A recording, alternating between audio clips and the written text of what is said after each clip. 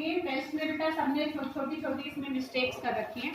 तो अगर हमें कैल्शियम फ्लोराइड का अगर क्या दिखाना है बेटा, इलेक्ट्रॉन स्थानांतरण को समझाना है कि वे किस तरीके से इसमें इलेक्ट्रॉन स्थानांतरण के द्वारा कैल्शियम फ्लोराइड का निर्माण दर्शाएं। तो इसमें देखो बेटा इसको कैसे करना होता है, हमें एक सिंपल सा एक लॉजिक ध्यान रखो कि तुम यहाँ तक भी सही करते हो कि तुम नीचे इलेक्ट्रॉनिक विन्यास ज्यादातर बच्चे सही बनाते हो, ठीक है। और उसके बाद कहाँ पर गलती करते हो कि तुम जब हमें इलेक्ट्रॉन्स को निकालना है या देना है, अब तुम खुद इसको कॉन्फ़िगरेशन को विन्यास को देखकर बताओ बेटा ये इलेक्ट्रॉन छोड़ेगा कि लेगा?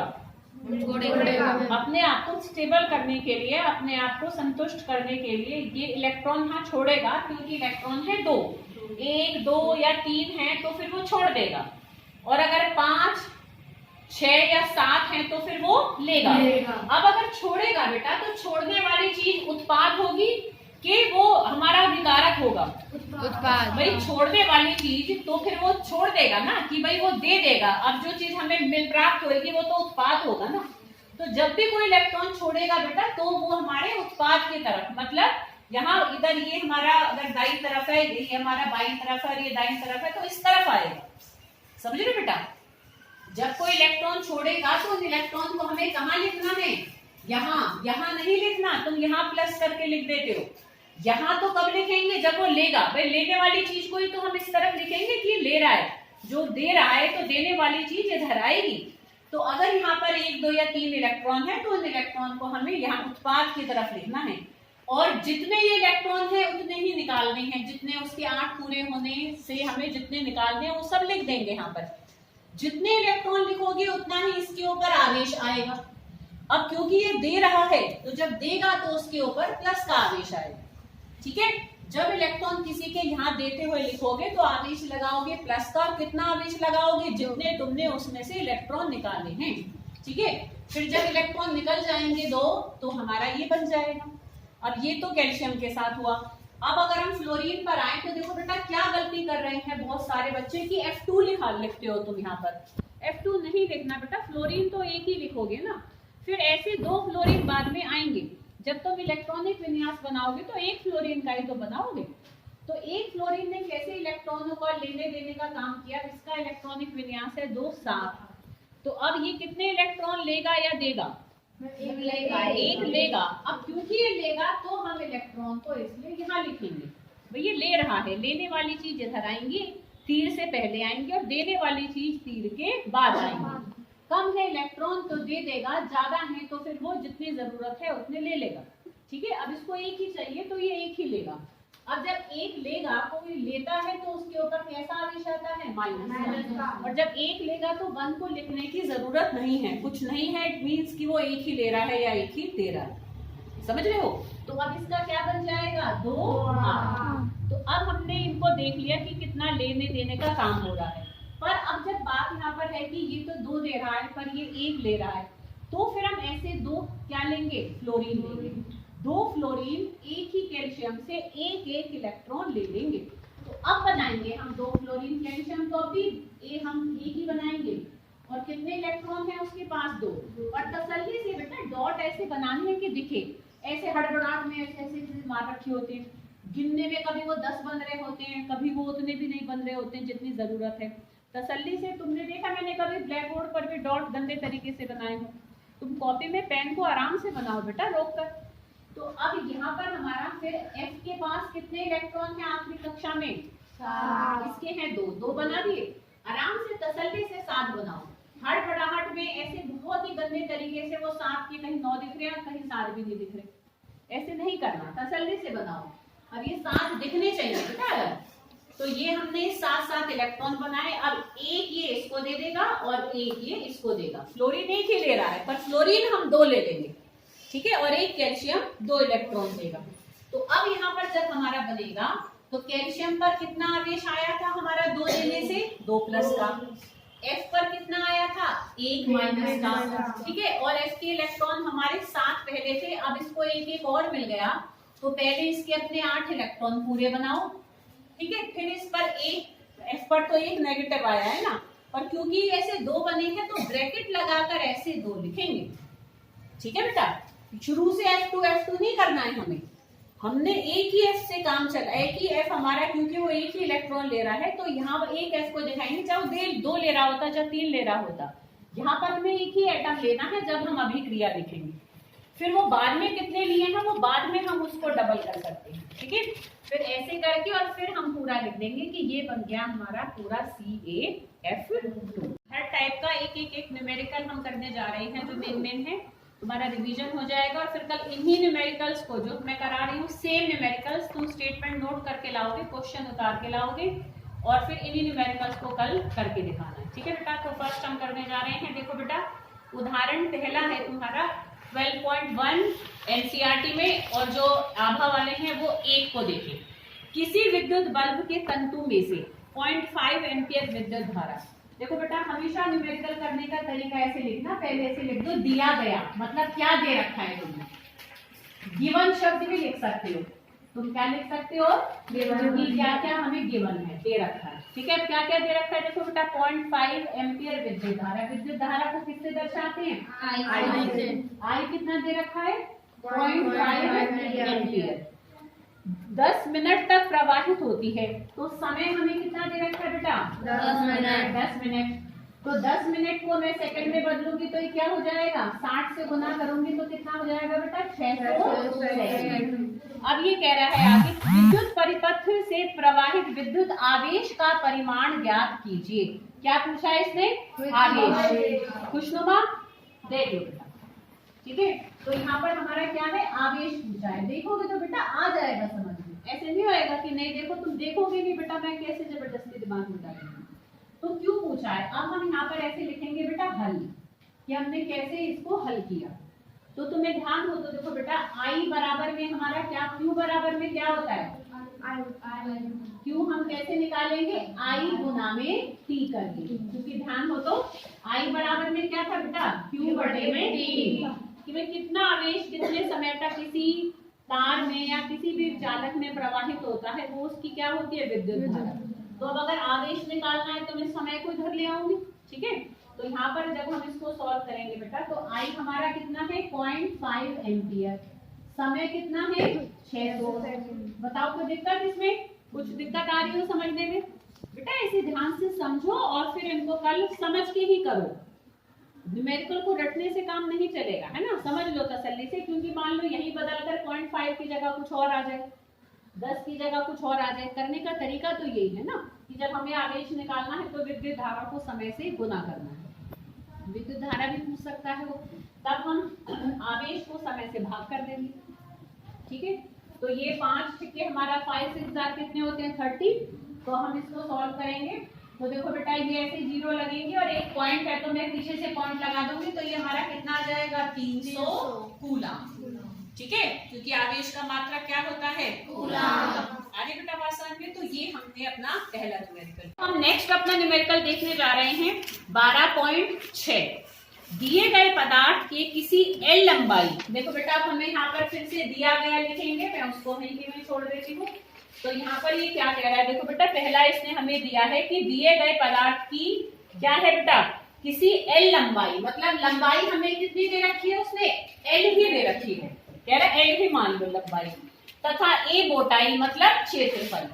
तो क्षेत्रफल भी इसने क्या कह रखा है, क्या मान लो, A ही मान लो, मान लिया एक। का प्रतिरोध 4 ओम है, प्रतिरोध कितना दे रखा है बेटा 4 ओम। कोई प्रॉब्लम। अब ये कह रहा है इसी पदार्थ के किसी अन्य तार का प्रतिरोध क्या होगा। अब वो दूसरा एक और प्रतिरोध ही पूछ रहा है। अब दोनों ही प्रतिरोध है बेटा, तो एक को मैं R1 मान लूं जो दे रखा है, और जो पूछा हुआ है उसको मैं क्या मान लेती हूँ R2। अब ये हमें निकालना तार का प्रतिरोध क्या होगा जिसकी लंबाई आधी, मतलब लंबाई उसकी पहले की कंपैरिजन में कितनी है आधी, तो आधी है तो मैं L बटे में 2 कर दूं। भाई जब दूसरे वाला L है वो हमारा क्या है L बटे में 2 है, और ये कह रहा है मोटाई 2A हो, तो जो हमारा अगला A है वो हमारा क्या हो जाएगा 2A। यहाँ पर हम 2 भी कर सकते हैं, ठीक है। समझ में आई बेटा बात, कि ये कह रहा है जब 4 ओम है तब तो लंबाई L है और मोटाई A है, पर ये कह रहा है कि दूसरा प्रतिरोध तुम निकालो। अगर मैं लंबाई को क्या कर दूं, आधी कर दूं, और प्रतिरोध जो हमारी मोटाई है उसको दुगनी कर दूं, समझ में आ रही बेटा बात? तो अब हमें क्या निकालना है, R2। ठीक है, देखो ध्यान हो, तो हमने ये किया था R बराबर में रो L बटे में A किया था, ये ध्यान हो तो कि प्रतिरोध किन किन कारकों पर निर्भर करता है। तो उसमें हमने ये किया था कि इसके डायरेक्टली प्रोपोर्शनल होता है, प्रोपोर्शनलिटी साइन को हटाकर हमें कांस्टेंट पुट करते हैं, स्थिरांक रखते हैं जो कि है रो, प्रतिरोधकता कहते हैं जिसे। ध्यान है, ये हमने सूत्र कर रखा है। अब देखो बेटा यहाँ पर ये R1 अगर मैं इसको मानूं तो R1 हमारा कितना है बेटा, 4 ओम। ठीक है, कब है, जब मैंने इसको L लिया और इसको A लिया। अब मैं R2 देखूं, अब R2 हमारा क्या है कि L हमारा कितना हो जाएगा, L बटे में 2 और एरिया कितना हो जाएगा 2A। अलग करके लिख लूं मैं इसको भाई, A कितना है अब हमारा, देखो बेटा यहाँ पर हमारा L हमने कितना रख दिया, L/2 और A कितना है 2A। अब हम यहाँ ये कर सकते हैं, देखो बेटा कि ये जो 2 है, 2 को 2 से यहाँ गुना करोगे तो 4 हो जाएगा। तो मैं 4 को जरा इसके आगे करके लिख दूं। देखो मैं क्यों कर रही हूँ ऐसा, अभी तुम्हें समझाऊंगी। देखो बेटा ये मैंने 1/4 इनका गुना करके आगे रख दिया, बाकी अब यहाँ पर क्या बचेगा, रो L/A रह जाएगा।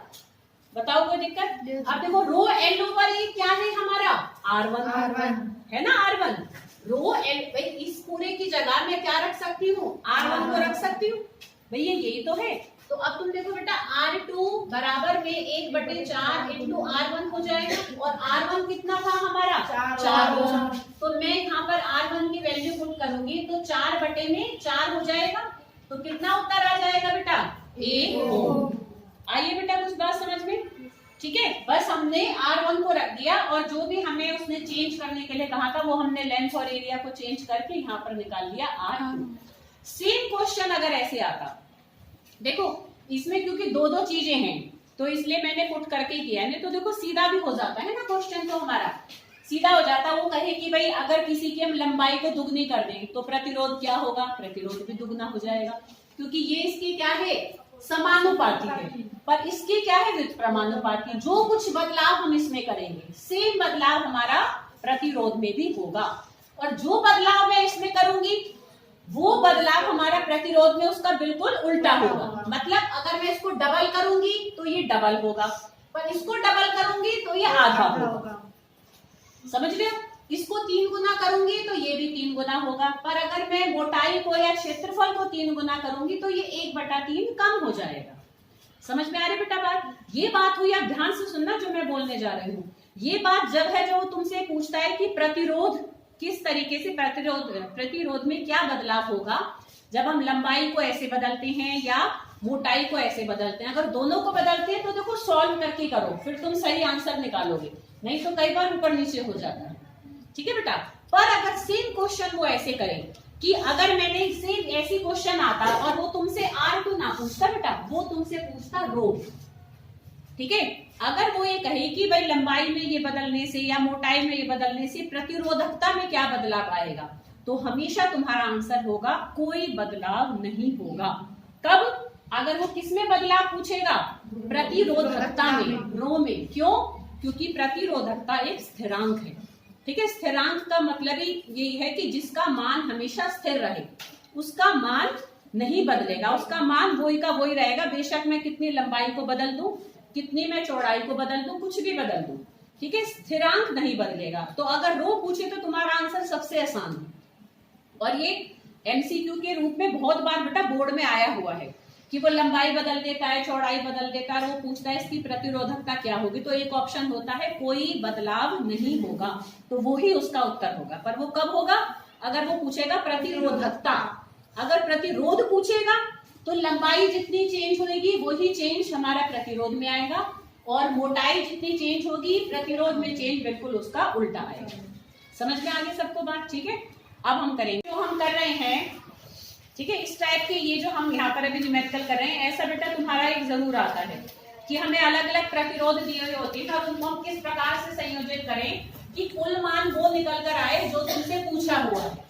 ठीक है, जैसे अब देखो यहाँ पर इसने दे रखा है कि 2 ओम, मतलब R1 को मैं क्या मान लूं, 2 ओम। फिर ये दूसरा क्या दे रखा है इसने, कितना दे रखा है, 3 ओम। तीसरा 6 ओम। तो तो ये कह रहा है कि अगर हमारे पास ये 3 प्रतिरोध हैं कि इतने इतने इतने प्रतिरोध के 3 प्रतिरोधकों को किस प्रकार संयोजित करें, मतलब मैं उनको कैसे अरेंज करूं, पार्श्व क्रम में कि श्रेणी क्रम में, या कुछ को पार्श्व क्रम में कुछ को श्रेणी क्रम में, कि संयोजन का कुल प्रतिरोध क्या निकल कर आए। देखो एक बार तो निकल कर आए 4 ओम और एक बार कितना निकल कर आए 1 ओम। ठीक है बेटा, तो हम एक एक करके इनको करेंगे। देखो इसके लिए सबसे पहला तरीका ये होता है, देखो इसमें ना तुक्का ही लगाना है, मतलब हिट एंड ट्रायल है कि हमें ट्राई कर करके देखना है कि कैसे कैसे अरेंज करें कि आंसर ये आए। सबसे पहले सीधा देख लिया करो, जोड़ कर देखो, 2 + 3 + 6 कितना उत्तर आ जाएगा 11। मतलब श्रेणी क्रम में क्या होता है, बस ये जुड़ जाते हैं, पर 11 तो हमारा इनमें से कोई उत्तर ही नहीं है, तो मतलब श्रेणी क्रम में तो हमें यहाँ पर संयोजित नहीं करना। फिर हम दूसरा आसान ऑप्शन उठाएंगे कि हम इनको पार्श्व क्रम में संयोजित करें। ठीक है, तो पार्श्व क्रम का ये उत्तर आएगा, जैसे क्योंकि हमने कर रखा है तो अभी पता है, पर तुम पहले अपने रफ में करके देखोगे, फिर जिसका जो बैठेगा फिर उसको सॉल्व करोगे। तो इसलिए मैं पहले बी को करा रही हूँ, तो मैं आसान पड़ जाएगा। तो हम पहले बी को सॉल्व करने जा रहे हैं। तो यहाँ पर मैं तीनों को अगर पार्श्व क्रम में लगाऊं तो 1 + R1 + 1 + R2 + 1 + R3। अब यहाँ पर हमारा देखो बेटा, हम पुट करेंगे वैल्यूज को। चलो पहले वैल्यू पुट कर लेते हैं, यहीं पे कर देती हूँ। तो ये 1/2 बोलो सब जोर जोर से, देखो बेटा 1/3, 1/2 में क्या आ जाएगा 6। अब मैं इनका एलसीएम लूंगी तो कितना आएगा, 2 3 6 का एलसीएम लो, क्या आ जाएगा 6 आ जाएगा। यही बताओगे वीडियो में है कितना आएगा बेटा 6। ऐसा नंबर लेते हैं ना इसे, जिससे ये इनकी में टेबल में आता हो, इन सब की जो पहाड़े में आता हो। ठीक है ना बेटा, तो 6 तीनों की पहाड़े में ना आ रहा, तो यहाँ 2 तिया 6 है, 3 एकम 3, 3 दूनी 6, 2 एकम 2, ऐसे करते हैं, ये तो आता होगा 6 एकम 6, 1 एकम 1, ऐसे करते हैं ना। तो अब तुम देखो बेटा यहाँ कितना हो जाएगा 6/6, तो क्या आ गया बेटा 1। तो अब यहाँ हमारा 1/RP क्या निकल कर आया 1 पर हमें निकालना है RP। तो RP के लिए मैं इसको उल्टा कर दूंगी। अब यहाँ 1 ही तो है, 1 को ऊपर लिखो नीचे लिखो, 1 ही उत्तर आएगा। तो RP हमारा यहाँ पर कितना आ गया बेटा 1 ओम। तो हमारा B सॉल्व हो गया कि हमने 1 ओम निकाल दिया। सबको आगे बेटा बात समझो, मैं हट गई हूँ, तुम्हें वीडियो में अब ये दिखेगा तो इसका स्क्रीनशॉट ले लेना, फिर अपनी कॉपी में निकाल लेना। ठीक है, अब हम नेक्स्ट करेंगे। देखो बेटा इसमें 4 ओम को हम कैसे निकाल सकते हैं। तो अब हम A को करने जा रहे हैं। देखो 4 ओम को करने के लिए हम क्या करेंगे अब कुछ को पार्श्व क्रम में करना पड़ेगा, कुछ को हमें श्रेणी क्रम में करना पड़ेगा। ठीक है, अब देखो तुम ध्यान से अगर देखोगे ना कि हम कैसे पता लगाएं कि भाई किन को पार्श्व क्रम में करें, किसको श्रेणी क्रम में करें। मान लो तुम इन दोनों को पार्श्व क्रम में करते हो और उनका जो मान निकल कर आएगा उसके साथ इसको अगर श्रेणी क्रम में लेते हो तो 6 में कुछ और जुड़ेगा, तो 6 तो ये पहले से ही है, 6 में अगर कुछ जोड़ोगे तो 6 से ज्यादा उत्तर आएगा, पर मुझे तो उत्तर क्या निकालना है 4। तो मैं क्या करूं, मैं इन दोनों को ले लूं श्रेणी क्रम में। भाई ये तो 2 ही है, तो क्या पता अगर उत्तर 2 आ गया तो 2 मिलकर 4 ओम हो जाएंगे। तो पहले से यहाँ वाइजली तुम्हें यहाँ जज करना है कि भाई मैं कैसे किन को किस में अरेंज करूं। समझ रहे बेटा, अगर मैं इन दोनों को श्रेणी क्रम में ले लेती और इसको पार्श्व क्रम में लेती, है ना, तब भी हमारा भाई हम अगर यहाँ पर करके करते और फिर उसमें हम जब 6 को जोड़ते तो उत्तर हमारा 6 से ज्यादा ही आ जाता। मतलब ये तुम्हें अप्लाई कर करके देखना पड़ेगा कि इन दोनों को करके देखें हम पार्श्व क्रम में, कि इन दोनों को करके देखें। कोशिश करते हैं साथ साथ वाले पहले साथ साथ वालों को दे, नहीं होता तो फिर हम अगले को भी, मतलब यहाँ कोई फाइनल मेथड नहीं है कि ऐसे कर लेंगे तो हो जाएगा। तुम्हें ट्राई कर करके देखना पड़ेगा कि जिससे हमारा उत्तर वो ही निकल कर आए जो कि पूछा हुआ है। ठीक है बेटा, तो अब जैसे मैं यहाँ पर देखो इसके लिए तो मैं ऐसे उसको फिगर को बनाकर भी दिखाया है। जैसे मैंने यहाँ पर मैं ये कह रही हूँ 6 वाले को अगर हम पार्श्व क्रम में ले लें तो उत्तर हमारा थोड़ा छोटा बनेगा, 6 से कम आएगा, हमें 6 से कम ही रखना है। तो मैं यहाँ पर तो ले लूं R1 और ये ले लूं R2 और ये ले लूं मैं R3। तो मतलब इसको श्रेणी क्रम में रखा जाएगा, पर इन दोनों का जो पार्श्व क्रम से मान आएगा उसके साथ। तो पहले मैं इन दोनों का मान निकालूंगी। तो यहाँ पर देखो बेटा, मैं अगर 1/RP करूंगी, 1/R2 + 1/R3, ठीक है, तो ये कितना हो जाएगा बेटा, देखो यहाँ पर R2 हमारा कितना है 1/3 और R3 कितना है हमारा 6, तो 6 की 6 आ जाएगा, तो 6 ही आएगा ना एलसीएम। यहाँ पर हमारा 2 इधर 1 तो 3/6, ठीक है।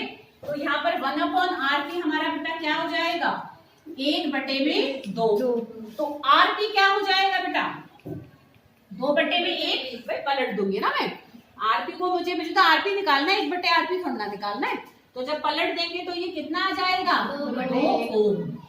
2/1 को लिखने की क्या जरूरत है बेटा, 2 ही हो जाएगा ना।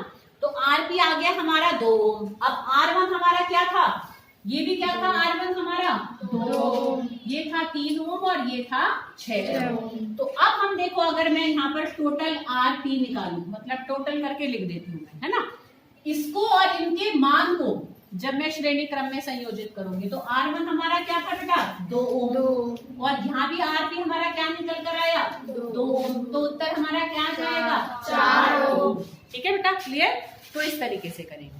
देखेंगे बेटा सेम ऐसा ही हम एक और सवाल देखेंगे, ये है तुम्हारा एक्सरसाइज का अभ्यास का 11वां प्रश्न। तो देखो बेटा यह दर्शाइए कि आप 6 ओम प्रतिरोध के 3 प्रतिरोधकों को, तो आप तुम देख सकते हो यहाँ पर R1 भी 6 ओम है, R2 भी 6 ओम है और R3 भी 6 ओम है, तीनों हमारे कितने हैं 6 ओम के हैं। को किस प्रकार संयोजित करें कि प्राप्त संयोजन का प्रतिरोध एक बार को निकल कर आए बेटा 9 ओम और एक बार कितना निकल कर आए बेटा हमारा, एक बार हमारा निकल कर आए 4 ओम। ठीक है बेटा, तो हम पहले करके देखते हैं, तो चलो पहले को ले लेते हैं। तो देखो बेटा इसमें हम इसको किस प्रकार से संयोजित करें, देखो वही तरीका अपना कर देखेंगे। तुम देखो 6 6 6 तीनों को जोड़ोगे तो 18 आएगा, तो 18 तो उत्तर है नहीं।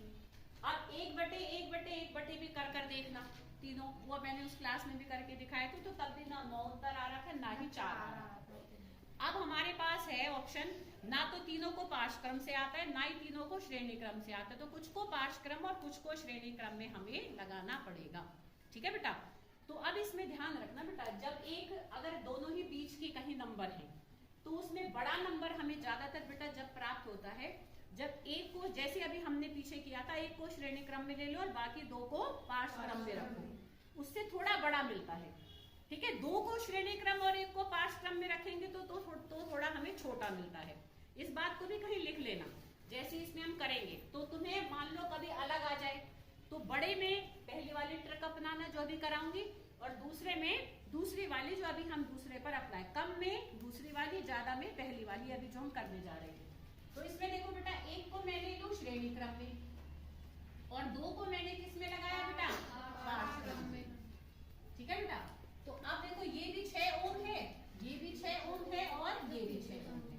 तो अब मैं यहाँ पर पहले 1/RP निकालूं, RP हमारा 1/6 प्लस 1/6, तो यहाँ पर एलसीएम कितना आ जाएगा बेटा हमारा 6 ही ले लेंगे हम, तो यहाँ 1 + 1 तो क्या आ जाएगा 2/6, तो ये हमारा 1/RP आया। तो 1/RP बेटा कितना निकल कर आ गया 1/3 आया बेटा। तो अब हमारा RP कितना हो जाएगा, RP कितना हो जाएगा बोलो 3 ओम, पलट ही तो जाएगा, इतने में तो कॉन्फिडेंस रखो बेटा, फिर पूरा कैसे करोगे अपने। ठीक है, 1/RP अगर 1/3 है तो RP कितना हो जाएगा बेटा 3 ओम। ठीक है, अब देखो बेटा ये हमारा RP निकल कर आया, 6 पहले से था, तो अब मैं श्रेणी क्रम में जब जोड़ूंगी तो जुड़ जाएंगे, तो यहाँ पर हमारा RT कितना आ जाएगा हमारा बेटा कि R1 + RP, R1 कितना है 6 ओम और ये कितना निकल कर आया है 3 ओम, तो उत्तर हमारा आ गया ना 9 ओम। तो थोड़ी बड़ी वैल्यू निकालनी है तो 1 को श्रेणी क्रम में रखते हुए 2 को पार्श्व क्रम में रख लो। ठीक है बेटा, तीनों बराबर है नंबर हमारे। ठीक है बेटा, अगर आप जब तो आई बेटा बात समझ में। अब हम एक और लेकर चलेंगे, अब मैं क्या करूं 2 को श्रेणी क्रम में ले लूंगी और 1 को पार्श्व क्रम में। ठीक है, जैसे यहाँ हमने 2 को पार्श्व क्रम में और 1 को श्रेणी क्रम में लिया है, तो देखो इस तरीके से बनाएंगे। मैम ये वाला मैं ले लूं थोड़ा सा, वेडनेसडे बच्चे कह रहे थे आपके 2 मैं ये ना वीडियो बना रही थी थोड़े न्यूमेरिकल, अभी छोड़ दोगे ऐसे 10 मिनट ही चाहिए बस। तो अब तुम देखो बेटा यहाँ पर क्या हो जाएगा हमारा कि यहाँ पर हम देखो 2 को तो श्रेणी क्रम में ले देखो बेटा सब ध्यान से। ठीक है, और 1 को इसके साथ क्या ले ले बेटा पांच क्रम में। अच्छा तुम ऐसे शो भी कर दोगे तब भी तुम्हें मार्क्स मिलेंगे कि बच्चे को पता है कि वो क्या कैसे करना चाह रहा है। तो ये हमारा 6 ओम, ये भी 6 ओम और ये भी 6 ओम। समझ में आ रही बेटा बात? अब हमारा पहले मैं इन दोनों का टोटल करूंगी। RS बराबर में हमारा देखो ये R1, ये R2 और ये R3। तो 1/R1 प्लस 1/में R2, 1/6 प्लस 1/6 कितना आ जाएगा? देखो बेटा यहाँ पर हमारा 6, नहीं सॉरी ये तो उल्टा कर दिया मैंने, RS में तो जुड़ जाएंगे ना भाई, RS में तो श्रेणी क्रम में तो दोनों एज इट इज ऐड हो जाएंगे। तो 6 प्लस 6 सीधा आ जाएगा, क्या आ जाएगा? 12। अब मुझे RT निकालना है, मतलब टोटल। तो वो इन दोनों का जो निकल कर आया है तो ये हो जाएगा 1/12। अब क्योंकि इनके जोड़ को और इसको हमें पांच क्रम में लेना है तो ये 12 आया था, तो 1/12 प्लस 1/6 श्रेणी क्रम में सीधा जोड़ देते हैं, पांच क्रम में बटे में रखकर जोड़ते हैं। ठीक है, ये जब हमने अंतर याद किया था तब भी किया था। अब लो इनका एलसीएम कितना आ जाएगा? 12। तो यहाँ 1, यहाँ 2, तो 3/12। ये क्या आ रहा है बेटा हमारा? 1/RT, क्योंकि हम ये जब पांच क्रम में तो बटे में करके निकालते हैं ना, तो ये हमारा 1/RT आया, या RP भी लिख सकते हो तुम यहाँ पर। ठीक है, अब हमारा RT कितना हो जाएगा? पलट देंगे हम, तो 12/3। 12/3 कितना आ जाएगा बेटा? 4 ओम। समझ में आ रही बेटा बात? ठीक है, तो इस तरीके से ये हमने इसको कंप्लीट किया। ठीक है, 12.13 13वां उदाहरण देखना बेटा आभा वाले और एनसीईआरटी वाले 12.13 सॉल्व्ड सबसे लास्ट बुक में है जो। ठीक है, बुक का जो सबसे लास्ट सॉल्व्ड है ना बेटा उसको देखो। देखो मैं पढ़ रही हूँ, 400 वॉट अनुमत का कोई विद्युत रेफ्रिजरेटर मिल गया बेटा सबको? हाँ, तो इसको खोलो, सबको ये बात आई है बेटा समझ में? देखो ऐसे मैंने 4 करवाए हैं, आई है समझ में? Yes ma'am. इनमें ऐसे वाला तुम्हारा कोई एक पेपर में जरूर आएगा, मैं फिर कह रही हूँ। ठीक है बेटा, तो एटलीस्ट इन 4 को तो पक्का करके रखो, इनमें से कोई आ जाए तो कर सको, पर बदल के भी करने की बेटा प्रैक्टिस तुम कर सकते हो। तुम अगर गाइड उठाओगे तो ऐसे बहुत सारे दे रखे हैं गाइड में प्रैक्टिस के लिए, एटलीस्ट 2, 3, 4 तो अपने आप ट्राई करो। ना हो वो अलग बात है बेटा, कोशिश भी मत करो, ये तो बहुत गलत बात हो जाती है। ठीक है, तुम ट्राई करो, फिर जब ना हो तो मैं बैठी हूँ ना, मैं तुम्हारे साथ सॉल्व करूँ। ठीक है, ट्राई करोगे तो तुम्हारा दिमाग चल जाएगा। एक बार अपने हाथों से अगर 2-3 भी कर लिए, फिर नहीं करोगे तुम कभी भी कोई सा भी गलत। एक बार माइंड चलाने की बात होती है बेटा। ठीक है, तो फिर इन 4 को पक्का करो और फिर अपने आप बेटा, जो अच्छा बच्चा अपने आप को समझ रहा है कि मुझे तो 90s में मार्क्स लेने हैं, पहले इन 4 को पक्का कर लो और फिर उसके बाद अपने आप खुद ट्राई करके देखना बेटा 2-3। ठीक है, चलो अब हम नेक्स्ट देखेंगे, लास्ट देखने जा रहे हैं हम शक्ति का। तो देखो बेटा ध्यान हो तो हमने ये किया था बेटा कि ऊर्जा बराबर में शक्ति गुना में समय होता है। ठीक है, ध्यान है, ये कैसे निकाला था? ध्यान हो, यहाँ से भी देखो इसमें मैं बताऊं, हमने VI करा था P के बराबर, जब शक्ति की परिभाषा करी थी, नोट्स में भी है कि शक्ति बराबर में क्या होता है बेटा, कि हमारी विद्युत जो हमारी जो V हमारा क्या, विभवांतर गुना में विद्युत धारा, ये करा था हमने। अब फिर इसको ध्यान करो तो हमने ऐसे भी खोला था, I बराबर में क्या होता है, Q/T। तो हमारा PT इधर आ गया था और VQ इधर था। तो VQ हमारी क्या थी बेटा, ऊर्जा थी। उसमें हमने ऐसे ही पढ़ा था कि भाई कितनी ऊर्जा, इसको ऊर्जा मान रहे थे कि कितनी ऊर्जा कोई कितने समय के लिए खर्च करता है, कोई भी संयंत्र, कोई भी चीज कितनी ऊर्जा कितने समय के लिए खर्च कर सकता है, तो वो उसकी क्या होती है, शक्ति होती है। ठीक है ना भाई, जैसे कि भाई समझ रहे बेटा कि भाई मैं कितना कार्य कर सकती हूँ, बेसिकली कि भाई मैं थोड़े टाइम में ज्यादा कार्य कर दूं और उतने टाइम में अंजलि, ठीक है, कोई कितने, भाई मैं एक काम में मान लो 5 सेकंड में जो काम कर रही हूँ वो कोई जाकर 5 मिनट में कर रहा है, तो मेरी शक्ति ज्यादा हुई ना। समझ में आ रही बेटा बात? तो ये कार्य था और ये हमारा समय था। अच्छा, कार्य ऊर्जा का ही रूप होता है, तो इसलिए मैं इसको ऊर्जा भी कह सकती हूँ। तो इसलिए VQ की जगह मैंने यहाँ पर क्या रख दिया था, देखो बेटा, ऊर्जा। ठीक है, ऊर्जा बराबर में क्या है, शक्ति गुना में समय। तो अगर हमें शक्ति और समय मिलता है तो हम ऊर्जा निकाल सकते हैं। तो VQ को मैंने छोटा करके E बनाकर ना लिख दिया है, वैसे किताब लेती नहीं है पर ऐसे समझाने के लिए, क्योंकि VQ क्या था बेटा हमारा कार्य, और कार्य क्या होता है हमारा ऊर्जा का ही रूप होता है ना बेटा, कि भाई कितने, यहाँ पर बेसिकली यहाँ पर देखो क्वेश्चन क्या है कि 400 वॉट अनुमत का कोई विद्युत रेफ्रिजरेटर, मतलब कोई हमारा फ्रिज है और 400 वॉट उसकी क्या है शक्ति है, 8 घंटे प्रतिदिन चलाया जाता है, भाई 8 घंटे चलता है, 3 रुपए प्रति किलोवाट की दर से, और बिल कितना आता है बेटा, उस घर में बिल ये आ रहा है भाई, उस जगह पर बिल का ये वो है कि 1 किलोवाट आवर अगर मैं ऊर्जा खर्च करती हूँ, अंजलि सुन रही हो बेटा, 1 किलोवाट आवर अगर हमारी ऊर्जा कहीं भी खर्च होती है तो कितना बिल देना पड़ता है, 3 रुपए। तो ये कह रहा है कोई से 30 दिन तक चलाने में ऊर्जा का मूल्य क्या है। क्वेश्चन समझो पहले बेटा कि कोई फ्रिज 30 दिन तक चलाया जाता है, एक दिन में चलता है 8 घंटे और उसकी शक्ति कितनी है, 400 वॉट। तो 400 वॉट शक्ति वाले फ्रिज की, ठीक है बेटा, हमें कितना बिल देना पड़ेगा। अगर 3 रुपए के हिसाब से हम 1 यूनिट का बिल देते हैं, 1 यूनिट मतलब 1 किलोवाट आवर जब ऊर्जा हमारी खर्च हो जाती है तो हमें पैसे देने पड़ते हैं 3 रुपए। तो अगर मैं एक फ्रिज जो 400 वॉट की शक्ति देता है उसको मैं 30 दिन तक चलाती हूँ, डेली 8 घंटे चलाती हूँ, तो मेरा उस फ्रिज की वजह से कितना बिल आएगा, तो ये निकालना है। समझ में आई बेटा बात। तो अब यहाँ पर देखो हमारा, यहाँ पर हमें क्या दे रखा है, दिया गया, क्या दे रखा है बेटा, यहाँ पर हमें देखो P दे रखा है, शक्ति दे रखी है ना, वॉट तो देखो शक्ति का मात्रक होता है, याद भी किया था हमने। तो P हमें दे रखा है 400 वॉट, ठीक है। समय कितना है इनका ध्यान से देखो, तो देखो 8 तो घंटे हैं, उसको मैं सेकंड में बदलूं, उसको फिर मैं मिनट में बदलूं और सेकंड में बदलूं। 8 घंटे को जब मिनट में बदलूंगी तो 60 से गुना करूंगी, फिर सेकंड में बदलूंगी तो फिर 60 से गुना करूंगी। और कितने दिन चल रहा है वो, 30 दिन। तो सारा समय लेंगे ना, 30 दिन, 8 घंटे, 60 मिनट और 60 सेकंड, सारा गुना करोगे तो बेटा ये आएगा 96000 वॉट, ये आया वॉट। पर हमें निकालना है किलोवाट में। तो अगर किलोवाट में करना है तो बेटा मैं इसको 1000 से भाग कर दूंगी, तो किलोवाट में कितना हो जाएगा, 96 किलोवाट आवर। यहाँ भी हमने नहीं, ये तो समय है ना बेटा, रुको रुको, ये तो अभी हमारा समय है पहले, ठीक है, इसको इतना ही रखो, अभी मत करो इसको, क्योंकि वो गुना इससे वो कराएगा 96।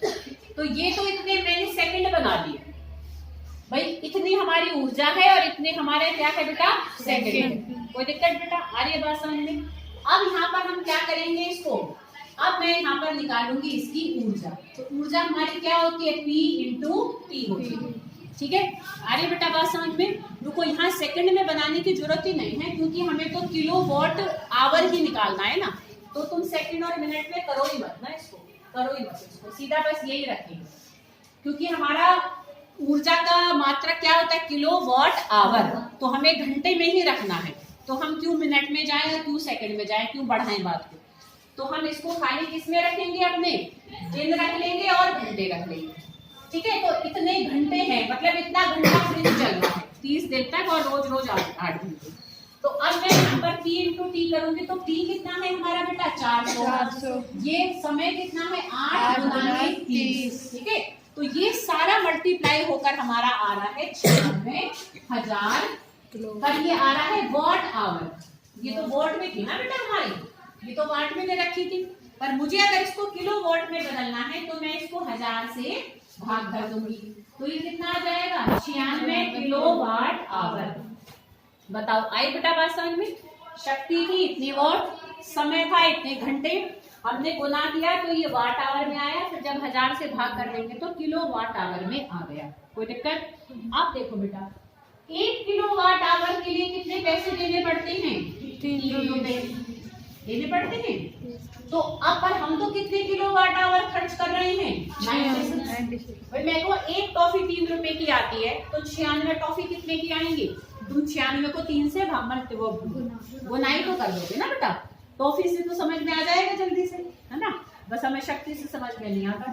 तो 1 किलोवाट आवर के पैसे देने पड़ते हैं अगर 3 रुपए, तो 96 किलोवाट आवर के बेटा कितने देने पड़ेंगे, 3 गुना में 96, तो कितना आ जाएगा, 288 रुपये। तो ये हमारा क्या आ जाएगा, इसका उत्तर। समझ में आई बेटा बात? तो एक इस सब टाइप का न्यूमेरिकल तुम्हें और करना है। तो ये मैंने 7 कराए हैं। 7 के साथ की स्टेटमेंट को घर से नोट करके लाओगे, मतलब क्वेश्चन उतार के लाओगे, ठीक है।